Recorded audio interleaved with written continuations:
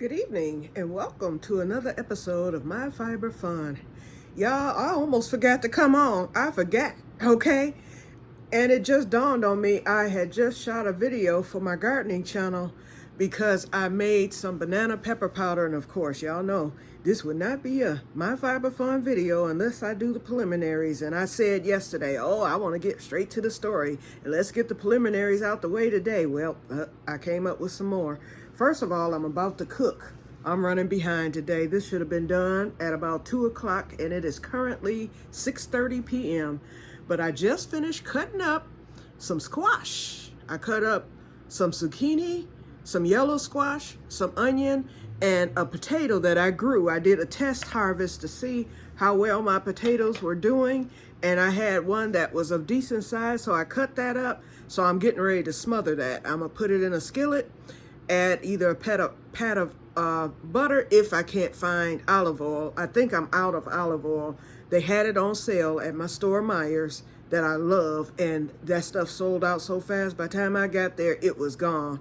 And I mean, it was a good sale too. It was that Bartoluli or whatever, that true Italian stuff that normally costs $12 a bottle. It was on sale for, I believe, 50% off, and it was the big bottle. Golly, ooh, that hurt. That hurt. In fact, I kept going through the olive oil just trying to make it be there, and it wasn't. It was gone. When Myers do a sale, they do a sale, especially with the butter. I have a freezer full of Land O'Lakes butter. The one that comes in the black thing is the special one. And the regular one too, and the butter balls. I have a freezer. My deep freezer is full of it because it went on sale for, it was like 2 for $5. It always goes on sale around the holidays. It went on sale for Easter. That's when I loaded up. Then it went on sale again the 4th of July. Right before the 4th of July, and it will go on sale again for Labor Day, and I'm gonna stock up on some more. I have probably about 30 things of it in there, and it's for prep. So it's frozen, and I don't have to worry about butter for a long, long time, and I love Land O'Lakes. Anyway, so I just did that, and then in the meantime, I made up my powder. I bought, when I went to the farmer's market, I told y'all about the sweet banana peppers that I bought. Well, I make powder out of it. I like pepper powder, sweet pepper powder, and when I say it's good, so what I do is I dehydrate it, and so I dehydrated this on yesterday, and once it was dehydrated and done, then I put it in the food processor and made it into a powder. It's like a powdery flake. So this is those sweet bananas peppers that I bought yesterday, and I'm going to make some more because I want at least a half pint. But the few that I bought on yesterday gave me this much. I might mess around and get a full pint of it instead of a half pint. We'll see. Because when I go back next week, I'm going to buy 20 of them. And that will cost me, let's see, that would be 40 peppers. That's too many. I'm going to buy, I said I was going to buy $20 worth, but actually I'm going to buy $10 worth because that would be 4, 8, 9, 10, 11, 12. Yeah, it'd be 20 peppers and I will spend $2, 4, 6, 8, $10. So instead of spending $20, I can spend $10 and get 20 peppers. Since this is 4 peppers, I know 20 peppers will give me a half pint, if not more. Okay, so we'll see if I can squeeze a pint before the end of summer.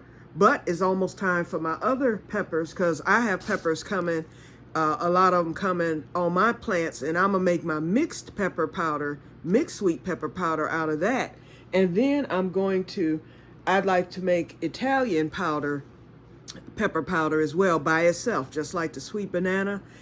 And so once the farmer's market, my local one at Pelly, starts selling the Italian peppers, which should be either next week or the week after. She told me in the next week and a half, she said. So I'll be watching and calling every day to see if they've come in. And once they come in, I'm probably will buy 20 of those. What was that? Wait a minute, I'm jumping, and it was my hand. The shadow of my hand flew across my my moo-moo here, and it scared me. I thought it was a mouse or something, and I've never had a mouse up in here. Now, at my last place, I ended up with mice. That was the year of the mouse. I had an opening in my door, and that was during the time that we were transporting my mother, so the door had to be held open. And I got rid of them like within 2 weeks, but boy, so it gave me a flashback. Yeah, my hand flew across, and seeing it now, yeah, that's what that was. It made me jump, okay? Anyway, so then I had dehydrated, before I went in the hospital, I dehydrated some onions and onion shoots from some onions that the Grow Club lady had grown in the greenhouse. And so I dehydrated that, and I put it in a mason jar, and it's been sitting there since for probably about 2 months, because I went in the hospital towards the end of May. So I said, well, since I have the processor out, I may as well make my onion powder.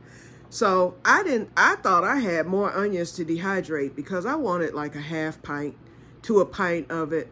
That one little batch that I did that I didn't think was much it gave me a half pint and then some. This will last me well over a year, because I'll use this first, and then I'll just refill this. And then with this is going to last me for a year, so I don't have to do any more onions. And I'm glad I didn't, because I was thinking about it, because I still have some onions left, and I was like, I need to get these onions dehydrated. Oh, no, I don't. I will not. So I'm at a standstill until I get some more peppers. And then the last thing, and then we're done with the preliminaries. Oh, well, 2 more things. Then the last thing, I dehydrated. I grew a whole bunch of French tarragon this year. I have it in the greenhouse. I have some in my back room. I grew a lot of it. I must have bought about 5 plants for myself. But anyway, this is the first batch of French tarragon, just the first. So I have plenty more coming, because this was from the first harvest. I have a harvest that's ready now. If I really want to push it for 3 harvests, I can harvest it now, let that grow, but you're supposed to put it to sleep by the end of August. What you do is you cut it down, and then you don't let it grow anymore, and then it'll come back for you the next year. It needs to go to sleep because it'll need chill hours. So I'm probably going to just wait till the end of season and get another batch, because this will last for a long time. Look at how much I got in this teeny tiny. I think this is like a 5-ounce mason jar. It's a half of a pint of a half of a pint or something like that. I can't remember, but I like this little jar. And you need very, in fact, we're going to use some. Let me sprinkle well, I haven't washed the squash yet. But I'm going to sprinkle a little bit in my smothered squash today for extra seasoning. And why not? I'm going to try out a little of the banana pepper powder and the onion powder. May as well, to make it nice. Okay, that. And then I should have been filming this for my gardening channel, huh? But that's okay. A lot of you garden, I know that. And then I wanted to show y'all, I have 2 of these, and then this is my quart. This vanilla is almost 2 years old, and this is made, it's homemade vanilla. I bought vanilla beans, Madagascar, grade A. Grade A is your best grade with the vanilla. So I bought the vanilla, the real vanilla beans, and then I used Kirk and Sweeney rum. For those of you who drink, you know that's the best rum there is, and I made up a batch of rum vanilla with it, and this is almost 2 years old. This has to set. I'm making it set at least 4 years before I start using it. I did a taste test last week. If you want me to share that video, because I shared it to my gardening channel, if you want me to share the taste test video, let me know, and I will upload it for Wednesday's video. Let me know if you want to see it. If not, then don't say anything, and then I won't upload it. Okay, but I have that, and that was made with 24-year aged Kirk and Sweeney. That Kirk and Sweeney rum was $50 because it's been aged 24 years. Well, last year I did a batch with 12-year aged Kirk and Sweeney, and that was a lot cheaper. That was only like $29 for that bottle. And so I started a new one. That one is ready now. And that's the one I will use. I said I was going to let that one set 2 years, and it's only like 7 months old now. It's almost 7 months old. The 12th of August will be 7 months for that one, but it's ready now. I did the taste test, and I can use it now. And then I did one with the cheaper Bacardi. I had did one with Bacardi rum last year, and I made that up. I split it between my sister and I, and we're using that now as we wait on the better ones. And that was pretty good. I was able to use that after 6 months. And then a friend of mine bought some, and then my barter buddy wanted some. So that's gone because everybody wanted some. And I've already put out the word for the people. Don't ask for none of this Kirk and Sweeney. I will share some with my sister, and I will share some with my barter buddy. We became barter buddies a couple of years ago. We exchanged things. We both prep. And so if anything, if a disaster ever happened and I need something, or if she needs something, if I have it, because we're barter buddies, I will share with her. And if I need something, she will share with me. And even now, although there's no disasters going on, we still barter. For instance, she brought me a fruit bush this year, which I never planted because I got sick and it died. But she brought me a fruit bush, and I exchanged her for a blackberry bush. So I gave her the blackberry bush, and and then I have a new blackberry coming up out of the ground. So I'm just waiting on it to mature and grow. But I gave her a blackberry bush. So we barter, we trade, things like that. And we both belong to the same gardening grow club. And we live in the same neighborhood. We live not far from each other. So for those of you who prep and garden, a lot of people have barter buddies. My sister, I do her seeds, but no, I won't say that my sister doesn't do anything. Every year she spends towards the garden. She bought me a blueberry bush last year, and that thing produced well this year. And she buys, like if she sees something that she might think I need, like soil, amendments, things like that. Every year she always buys something, so she does her part too. So I guess we could be a barter buddy, barter buddies too. And so as a result, she knows if she wants me to share with her, and she be wanting this stuff, so she always makes sure that she does something for the garden every year. This year, what did she do this year? She did a few things. I can't even remember. And then she'll buy seeds, things like that.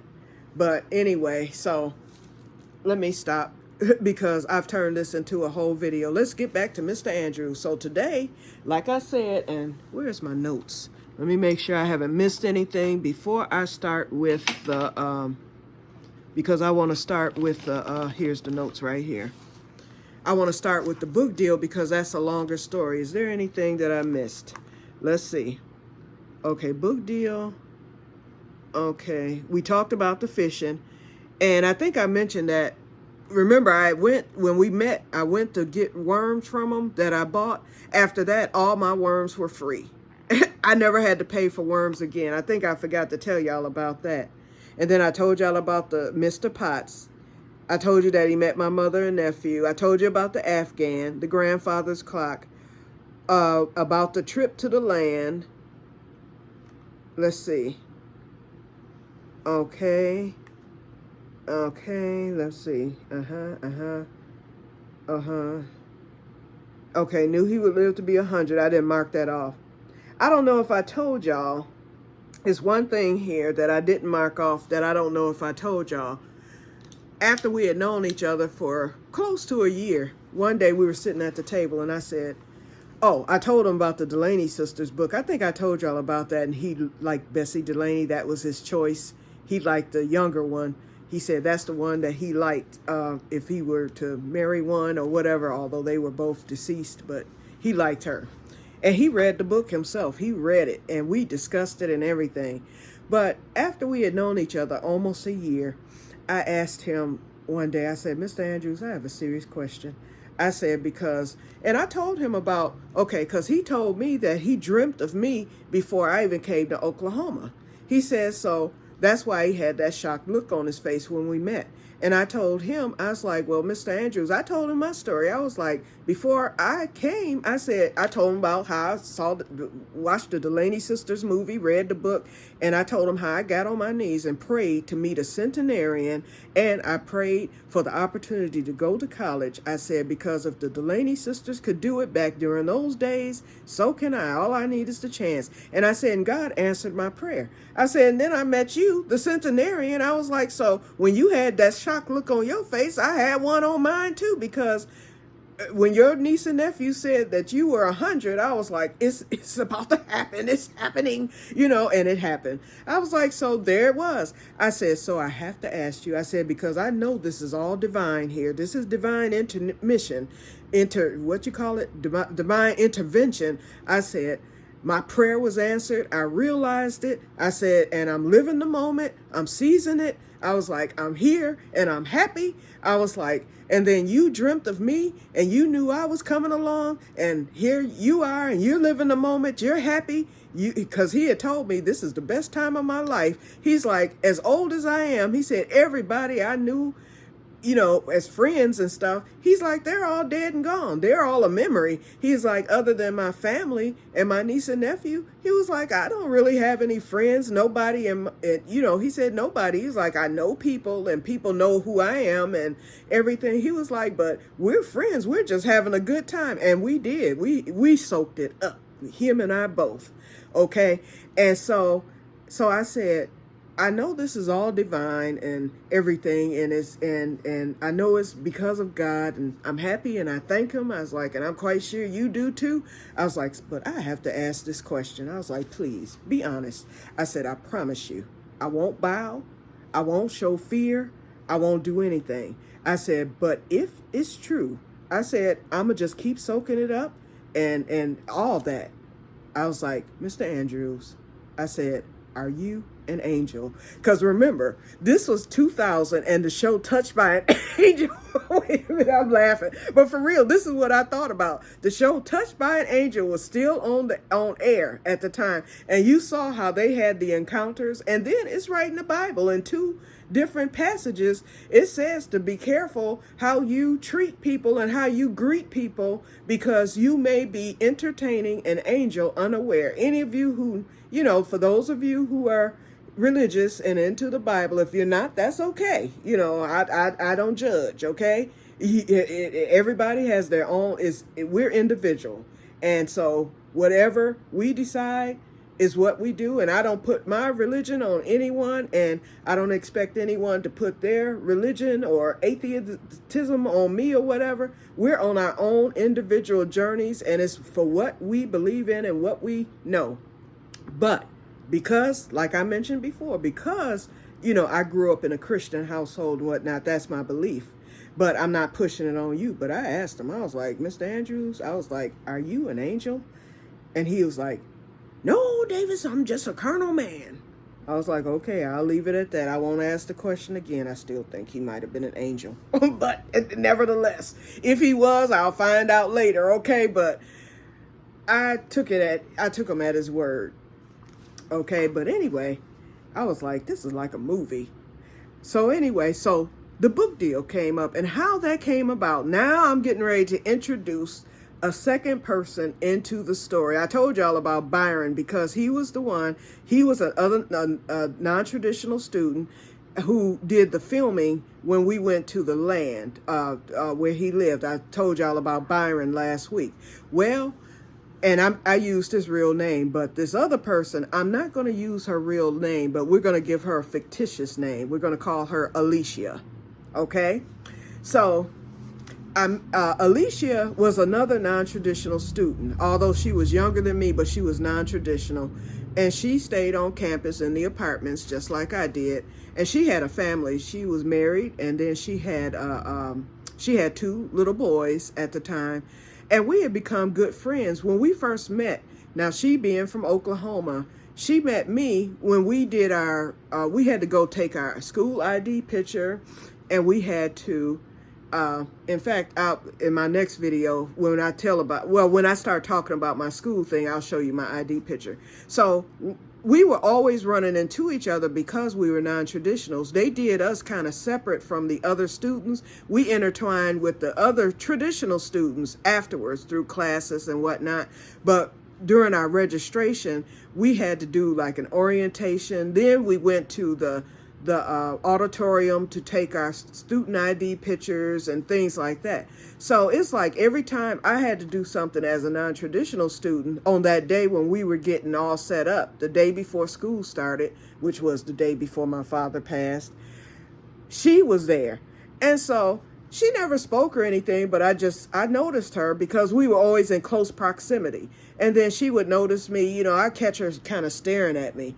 And so when we did finally meet, because we became neighbors, not next door, but we were close enough neighbors, she and I both being big, we would go to the track because we lived right behind the track of the stadium there at the school. And so we would go and walk a mile. And I think we ended up meeting on the track. I decided to go back there and walk because everyone kept telling me about the freshman 15. I was like, I can't afford to gain another inch.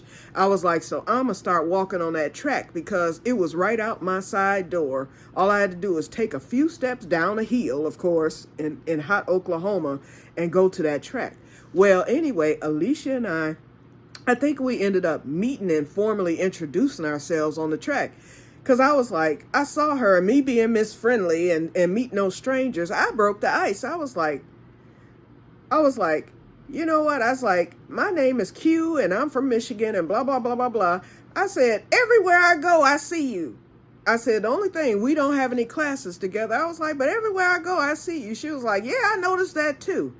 And so, we started walking on the track every day, and I'll cut her. I'm just kind of introducing you to her. Then we'll get into the book thing.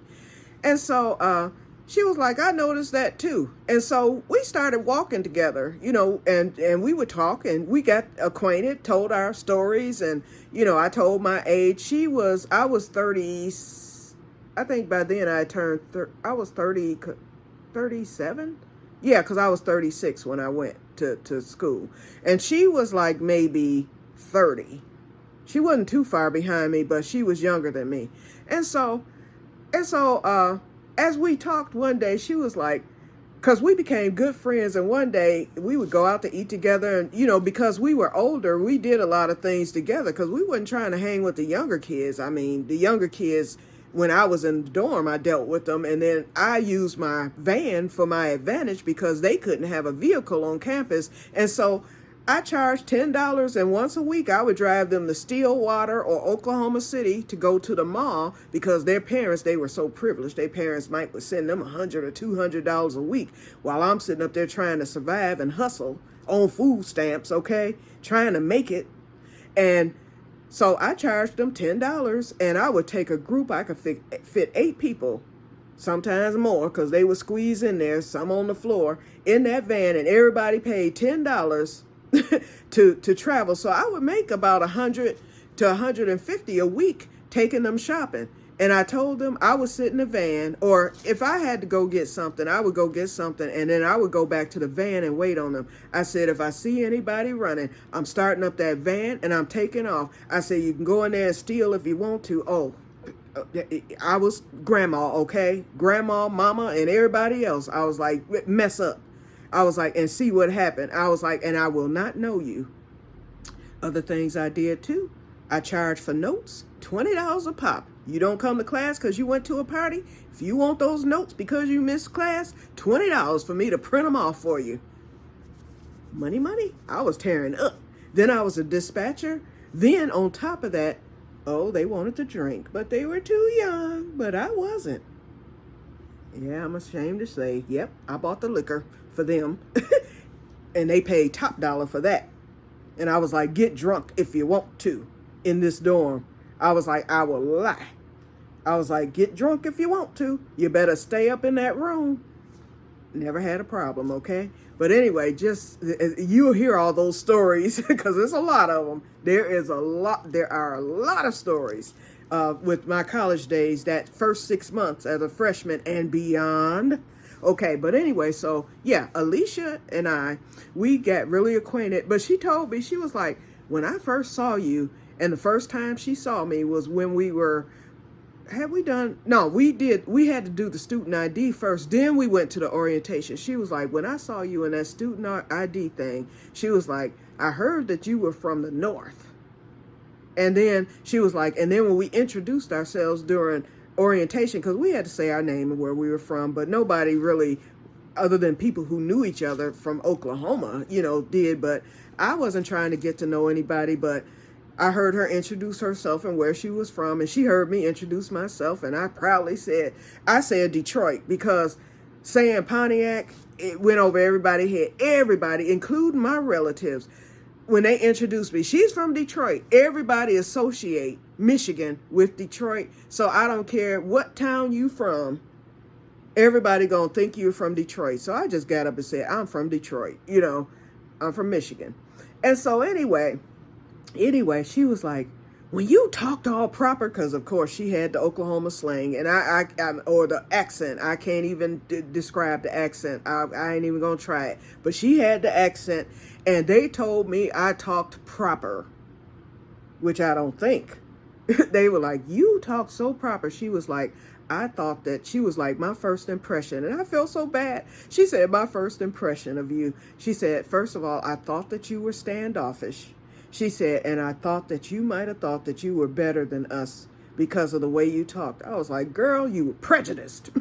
I was like, stop that. I was like, and guess what? She was like, I couldn't have been more wrong. I was like, don't you ever judge nobody like that again. I was like, unless they prove to you. I was like, because there are some standoffish people, and there are some snoots on this earth. I've met them who think that they're better than other people. I was like, but you could have been no further than your thoughts did you in that day. And so that's why she didn't approach me. But she turned out to be friendly, just like most people in Oklahoma, very friendly. So I fit right in with everybody there because everybody was just friendly. Okay, so anyway, so that's her introduction. Okay, so as time went on, I opened my big mouth. I was like, I met Mr. Andrews. Do you know him? She was like, I know of him. He's the man who sells the worms. She never mentioned he's 100 years old or anything, because that's a normal thing in Oklahoma. People they have a lot of centenarians, although I hadn't met any. In fact, my mother told me about our family members. Her grandmother and great-grandmother both lived to be her great-grandmother lived to be 100, and then her grandmother died a week after her great-grandmother, and her grandmother was like in her 80s or 90s herself.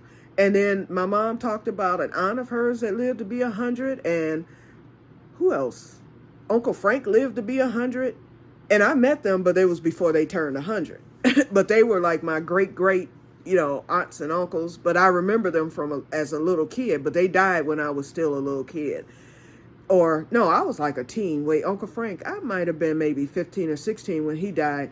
And then my mom's Aunt Belle, I was still a little kid, and Aunt Rachel. And Aunt Belle, she was like probably in her 90s, and Aunt Rachel too when I met them. But they turned 100 before they died. But, I never saw them after they turned 100, so I can't count them as meeting centenarians. I just know that they lived that long. So my mother, but people in Oklahoma, I don't know if it's the heat or what, or the simple life, because when I moved there, it was like traveling back to the 70s. Oh, I lived the hippie dream in Oklahoma. It was just like being back in the 70s. The only thing progressive might have been Oklahoma City. But even that was slow for me. It was nothing like Michigan, nothing. And when you get out in the rural country area, time stands still. I might have been back in the 50s back then. I'm telling you, everything was cheaper. Here, back then I smoked. And here, a cigarette was like $5 or $6 or $7 a pack. I don't know what they were, but they were high. Oklahoma, I paid 50 cents a pack. Oh, I loved it. Okay. But anyway, so back to the story. I'm off of Mr. Andrews, and I'm into my little thing now. So all that's going to be covered in my story from when I lived there. But anyway, so I opened my big mouth, and I was telling her about him. And I was like, he's 100 years old, and blah, blah, blah, blah, blah.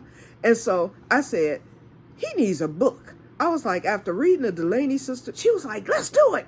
I'm like, wait, what are you talking about? She was like, I've always wanted to write a book. She was like, let's talk to him and ask if he wants to do a book. So that's how the book came about, you guys.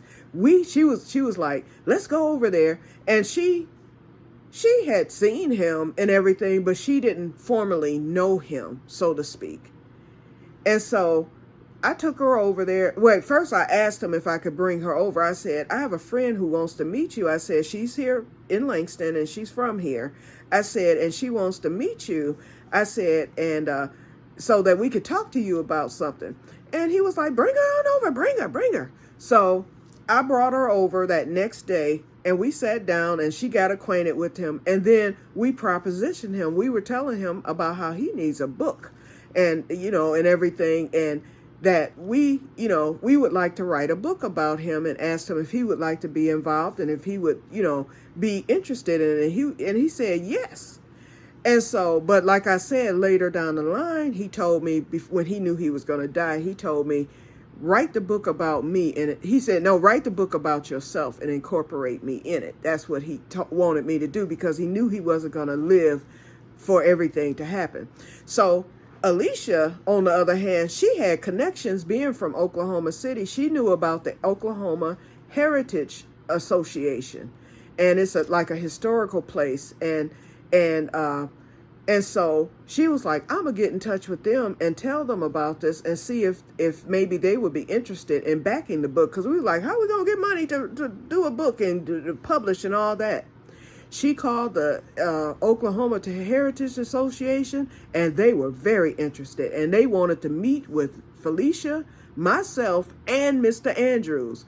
And so then we had to get his niece and nephew involved because, with them being the people. And then it turned out the niece in California was the one over everything, but I didn't know that. But the niece and nephews were the niece and nephew there were his overseers, but it was actually his niece that was named after his daughter, who lived in California, who was actually over his estate and everything. So, and we'll get to that later after he died. I'll tell you about that. But anyway, so we all agreed to meet. We talked to his niece and nephew and explained, that they're interested in doing a book. And they were like ecstatic. They were like, Uncle Henry, they want to do a book on Uncle Henry. I'm telling you, his family was like, they were just nonchalant. They enjoyed their Uncle Henry and stuff, but they never thought about taking it further. No one ever thought about taking his life further. Everyone just enjoyed him, and they capitalized, just like my friend Butch, who was an autistic savant. They just capitalized off Butch. Butch should have been famous. I mean, he was known, but if you watch that documentary on Butch that I posted a few months ago, he was known in California and New York, but he was known for other things. But as a musician, he should have been in the Wisconsin Medical Society of Autistic Savants. There is a list of every autistic savant that they know of on this earth that has done things that has gotten them. They were tested by the doctor. It's this famous doctor who does the testing and determine and it goes down in like history of the person being either musical. You have people who, who are good mathematically. You have your people who are acquired savants who suffer some type of brain injury that makes them turn into a savant. It's a whole list. It's called I'm going to post a link for you. And you can read about each one of these special individuals. Butch should have been at the top of the list, y'all. Butch should have been in there. But no one ever thought to take it further. Okay, so same with Mr. Andrews. So yeah, he was always the 89er Grand Marshal. He had a few interviews on TV. He had interviews in the newspaper. I don't even think they submitted him to the Today Show when he turned 100. None of that. It's like he was just like a local celebrity, and that was it. And he should have went so much further. So with the book deal, that was going to get him cemented in history. People would read the book and all this stuff. And boy, woo-wee. Okay, we're going to be ending this part of it. This is going to be some parts because we're just getting started. But I will tell about the meeting. So his niece and nephew, since the Oklahoma Heritage Association is Oklahoma City, and they lived in Oklahoma City, it didn't make sense for them to drive all the way to Langston to pick up Mr. Andrews. So Alicia and I I drove the van and we stopped and we picked up Mr. Andrews and we took him with us. We had to be there. We had picked a day. We had the appointment and we went and when we got there, we had to be there. And so the niece and nephew arrived. And so this place was like this grand place. It's almost like a museum type place, but it looked like a house. It was like this big grand house and it was huge, and we got to tour it and everything, and they showed us all the famous people who books had been written about and who had went down in history through the Heritage Association and everything. So they did this big tour presentation and we walked around. We were oohing and ahhing. Then I met a lady from Michigan in there who she was there because you can go and tour the place, and she just happened to be there, and we were talking. And so she was like, I'm from Michigan, and she was from Waterford, 5 miles, if that, from where I'm at now. In fact, she lived in the same town where the liquidation store was in White Lake. I felt like we were relatives. I was like, oh my God, you're from Michigan, I'm from Pontiac, and we're just going on and on and on. We felt like family because there we were in a whole nother state, and she was there on vacation, y'all. I guess she thought, what's wrong with this fool? She must be homesick. But anyway, so after all that, we went into this big grand room with this long table, and here's all these important people. It was like maybe 10 people. And so they had like an attorney there. They had a literary attorney.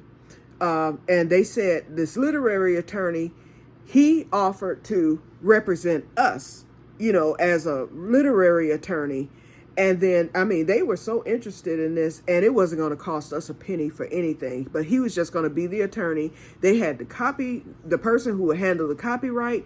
They had what they called, I think it was called the ghostwriter, who would take the story and be the one doing the actual writing. They had the editor, the head person of the Oklahoma Association. They had all these people there, and we're all sitting around this table, and we're important, right? And so they already knew of Mr. Andrews because of him being the son of an 89er. And I'm surprised, but they didn't know how to get in touch or approach anyone. I was like, well, couldn't you have contacted the news people or the newspaper or whatever? And I don't know why they didn't do it. They just didn't. But with us approaching them about him, they jumped on it. They looked at it as an opportunity. There is a man, and you can pull up his name. He was an author, and I think he was from Oklahoma. I've heard of him, but I didn't know of him. But his name is John Hope Franklin. He's now deceased, but back then he was alive. They had already contacted John Hope Franklin, so you can pull them up. These names I give you, you can pull them up, and you'll find them right there online. John Hope Franklin, I know he had written a lot of historian-type books. Or history type books of Oklahoma. But he was famous. He was known because I had heard of him. When they mentioned his name, I was like, oh, I've heard of him. But, I didn't know about him, so to speak. But his first name, John, and then the middle name, Hope, Hope, as in hoping. And then his last name was Franklin, like Aretha Franklin. Okay, so they had already pinned him to do the foreword to the book and the introduction to Mr. Andrews. So they had everything all laid out. And so they talked to the niece and nephew. And so the niece and nephew said they needed to contact the one in California, because they had to get her on board. And that's the first time I found out about her, other than the fact I knew about her because she was named after Mr. Andrews' daughter, Zethel. And so anyway, everybody was on board for the book. We hadn't signed anything yet, but everybody was on board, and we were going to meet up again like 2 months later to get everything going. But in the meantime, it was up to Alicia and I to continue. They wanted us to start recording Mr. Andrews' story, just having him on tape. So we went out. Like I said, they purchased the film for the black and white because they wanted us to do a pictorial history of them too. So they got the black and white film for us. We picked that up, and they purchased that. They purchased the tapes, the recorder, and if I'm not mistaken, the video camera that I used for the film footage, of him and everything. They did all that. And then the only thing I had to purchase was my colored film. Anything I bought for myself for the history of it, I had to do that myself. So we were all set. we made a fatal error, y'all. So we're gonna stop it here, and then I'm gonna pick it up with our fatal error that we made. Felicia and I. Alicia. Alicia and I. We made a fatal error, and it threw a monkey wrench into everything, and it took a while before we got out of that hole. Believe me, it was a nightmare. In fact, I ended up calling my aunt, because I have an aunt, the one I was telling you about, that's full of wisdom, that we were real close and everything, and she's up in age now, she's still alive. I called her and I was like, Aunt Ada, what do I do? And so then she put me in touch with her son, my first cousin, and he went to Harvard. And so her son's father, which was my aunt's husband, he died back in 1988 when their son was 17, my cousin. And so my uncle, her husband, her brother-in-law, his brother, or my cousin's uncle, was an author, or is. He's still alive. He's an author, and he's written several books, and he's a historian. He's written several books on the history of Pontiac. And his name, I'll give you his name if you want to look him up. His name is Ezmo, E-Z-M-O, and his last name is Woods. If you pull up his name online, you will see all the books that he has written. So my aunt put me in touch with her son. She gave me his number to call him because of his uncle. And he said, when I talked to him, he said he would talk to his uncle and then find out what we needed to do, because the whole project almost got stolen from us. Oh, believe me. And it almost got stolen from us by the president of the university. Ooh, it's a long story.